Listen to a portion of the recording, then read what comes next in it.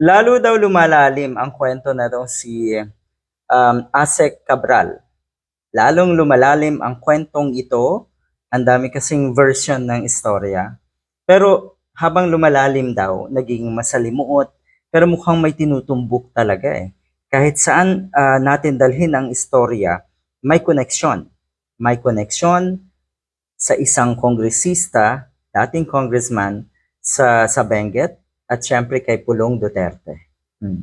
Ito daw na hotel na nabanggit nga ng driver kung saan sila nag-check-in bago pa man lumabas uli at nagtambay nga etong si Cabral daw doon sa Cannon Road. Ito daw ay dating pag-aari netong si Cabral. So ibig sabihin, malaking hotel ito. Ibig sabihin, mayaman.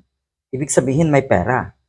At kung ito man ay dati na niyang pag-aari bago pa siya maging DPWH Undersecretary, walang problema. Pero kung ito'y na-acquire niya at bigla siyang yumaman, nababalitaan kasi natin talagang marami daw na iniwan. Malaki daw ang iniwan.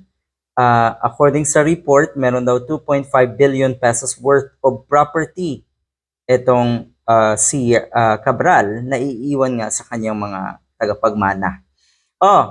Interior Secretary John Vic Remulla revealed that the hotel where former Department of Public Works and Highways Undersecretary Maria Catalina Cabral stayed prior to her death was previously owned by Cabral before, being sold to a sitting lawmaker. Lawmaker, mukhang tinutumbok na ito ay yung congressman nga ng Benguet na nagngangalang Eric Yap.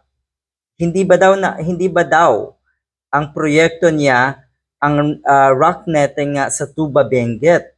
Ito si Eric Yap. At si Eric Yap, etong si Yap, ay magkaibigan at si Pulong Duterte. Nakikita natin yung connection, At bakit nga ba, kung sakaling nagpakamatay, bakit nga ba doon niya piniling magpakamatay? Meron ba siya daw na dapat katagpuin sa lugar na yon bago pa man mangyari ang insidente? Kasi napakalinaw sa kwento ng driver na umalis ito, iniwan si Cabral, 'di ba? Alam naman natin, kung tutuusin, malaking tao na ito si Cabral. At anytime, sa puntong yan, baka nga may mga death threat na talaga dyan. Pero iniwan ng driver ng kung ilang oras doon sa area mag-isa. Talagang nakakaduda. Talagang kaduda-duda ang kwentong yan. Pero bottom line uli, lahat ng ito ay may patutunguhan. Lahat ng investigasyon at kung ano yung tama at kung ano yung totoo ay lalabas.